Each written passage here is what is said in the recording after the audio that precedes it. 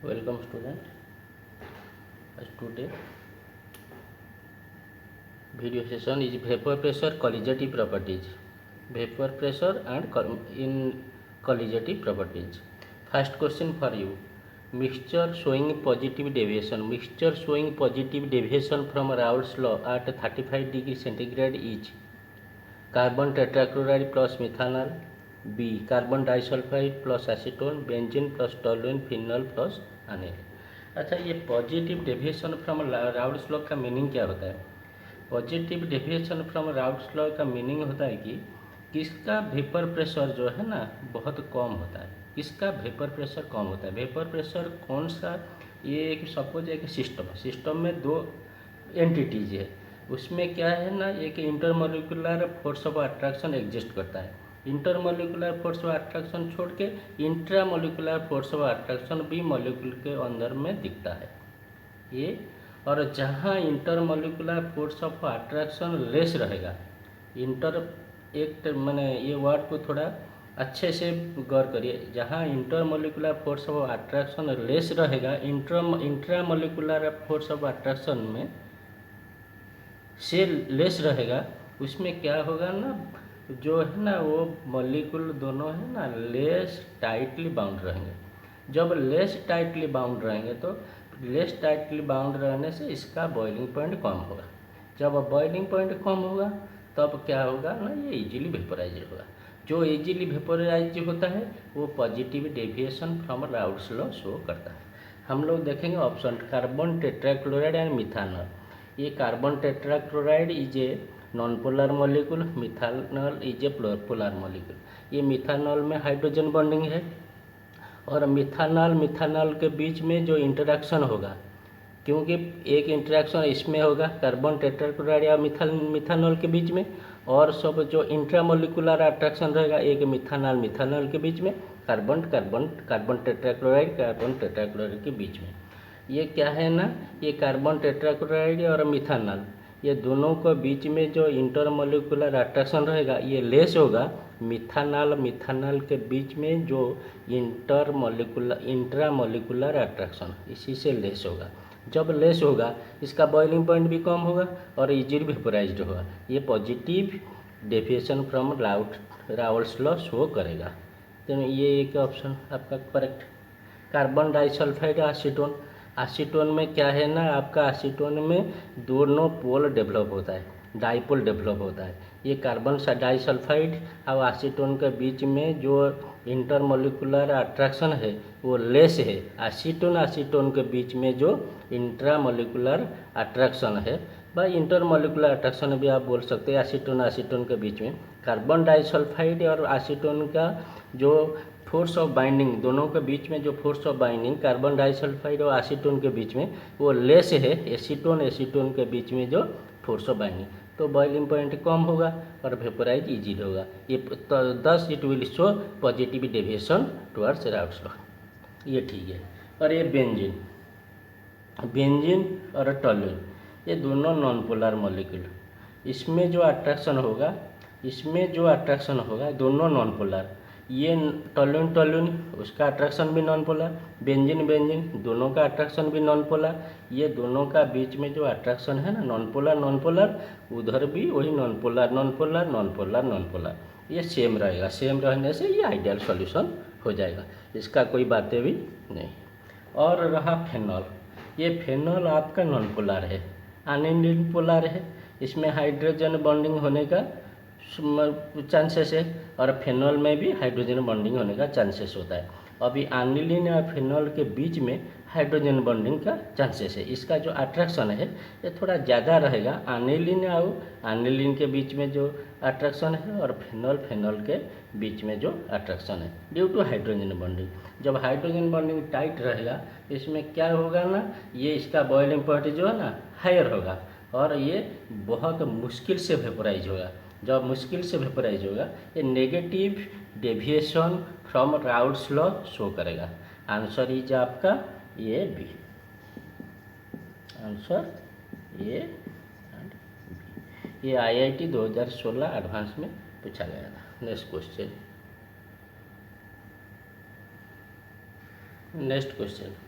ये question number 2, 18 gram glucose is added to 178.2 gram water. The vapor pressure of water for this aqueous solution is what? First option 76.0, 75.4, 759 and 7.6. What will the answer? Solution. We know that lowering of vapor pressure is directly proportional is equal to mole fraction of the solute. ये हम लोग जानते हैं. We know that lowering of vapor pressure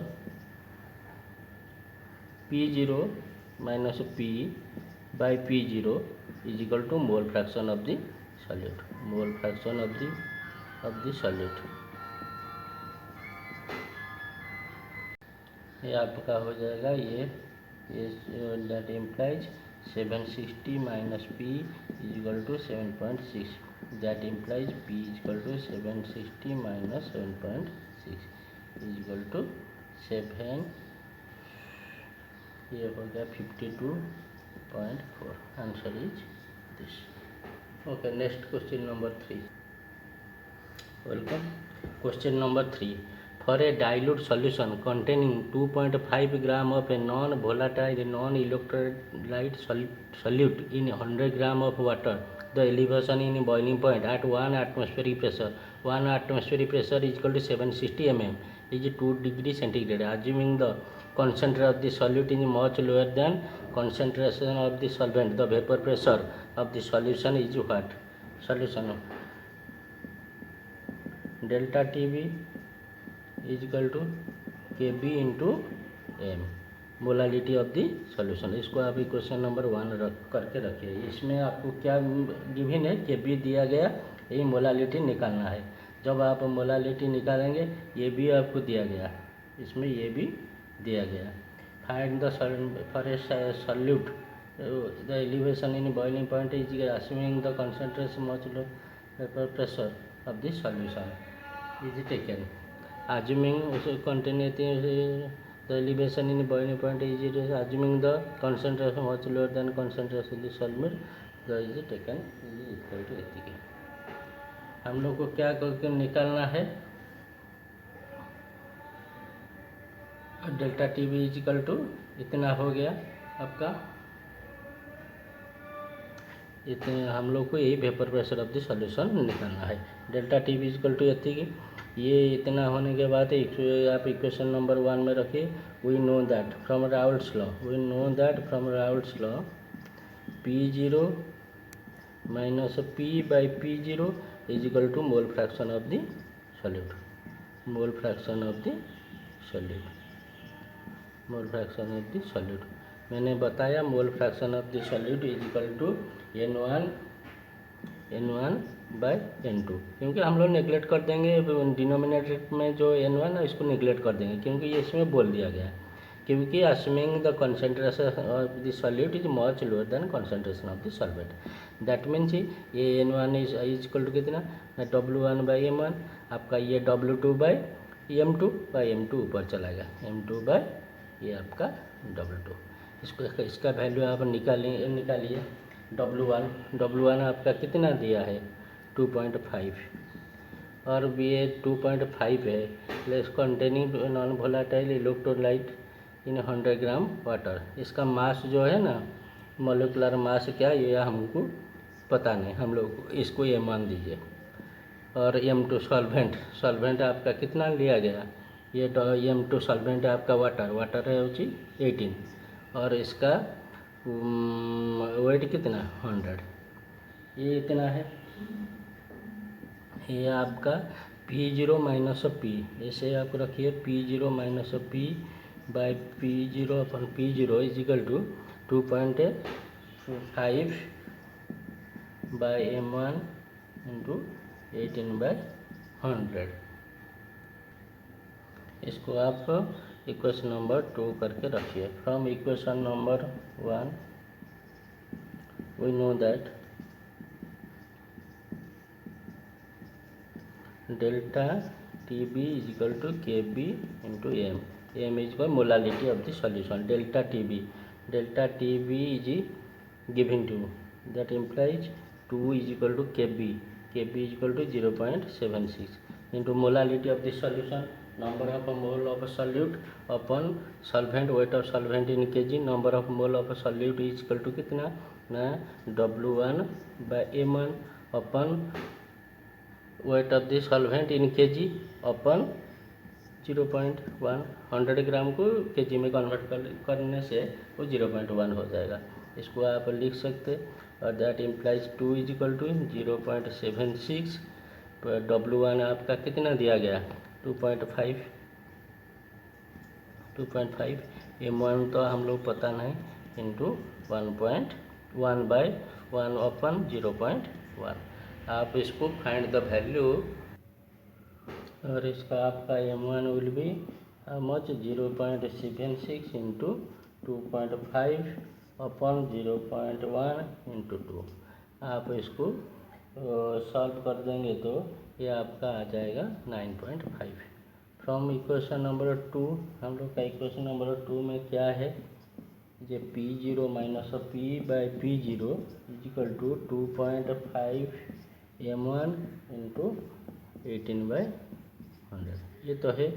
that implies P0 value put करिए 760 minus P by 760 is equal to 2.5, M1 तो आपका आ गया 9.5 into 18/100। ये आप इसको सॉल्व करने से ये आपको आ जाएगा 0.047, 0.047, ये आपका आ जाएगा 0.047। जब ये आपका 0.07 आ गया, इसको आप सिंप्लीफाई करिए, 760 minus P upon 760 will be 0.047। That implies 760 minus P is equal to कितना हो गया 0.047 इंटू 760। इसको आप एक बार मल्टीप्लाई करके देखिए कितना आ रहा है, ये आपका आ रहा है 35.76 is near about equal to 36. That implies 760 minus P is equal to 36, or P is equal to how much, 760 minus 36, 724.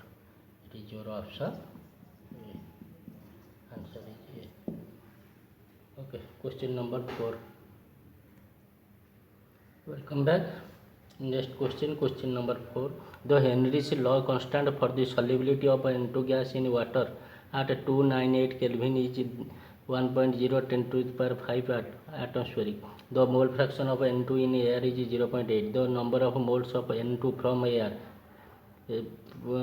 dissolved in 100 moles of water of 2 mole fraction of N2 in air is a number of mole of N2 from air dissolved in 10 moles of water of 298 Kelvin and 5 atmospheric pressure is A is equal to 4.0 into 10 to the power minus 4, B is equal to 4.0 into 10 to the power minus 5, C is equal to 5.0 into 10 to the power minus 4, D is equal to 4.0 into 10 to the power minus 6। ये IIT 2009 में पूछा गया था ये question.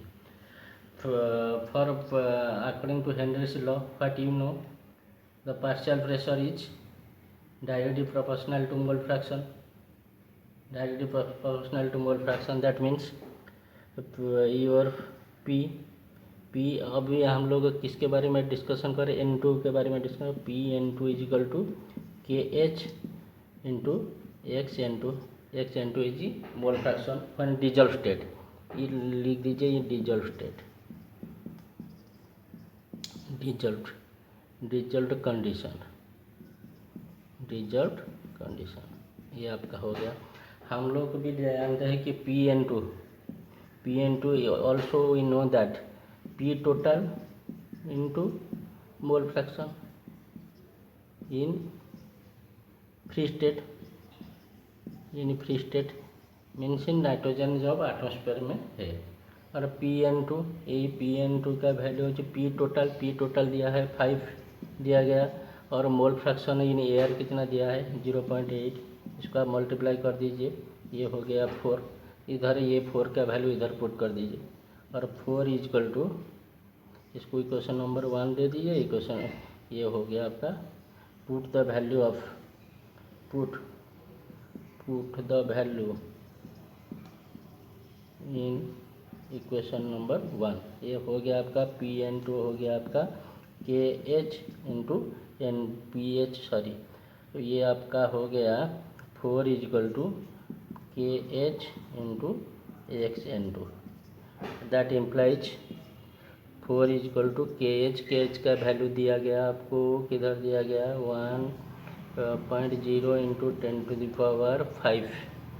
कहाँ दिया गया N zero का स्टेप, हाँ 1.0 इंटू 10⁵ और into mole fraction of nitrogen. Mole fraction of nitrogen का मीनिंग क्या होता है, number of moles of nitrogen NN2 by NN2 plus NH2। ये तो मोल फ्रैक्शन वो बोला कि इसके कंपैरिजन से ये बहुत नेग्लिजिबल है, इसको हम लोग मिटा दे सकते, इतना रहा। That implies 4 is equal to 1.0 into 10⁵ into NN2 का वैल्यू निकालना है, या आप ऐसे रखिए NH2 का वैल्यू दे दिया है 10। आप इसको that implies 4 is equal to 10⁵ into N into N by 10। That implies N/2 will be 4 into 10 upon 10⁵. That will be 4 into 10⁻⁻⁴. This is the answer and option is your A. Thank you for listening.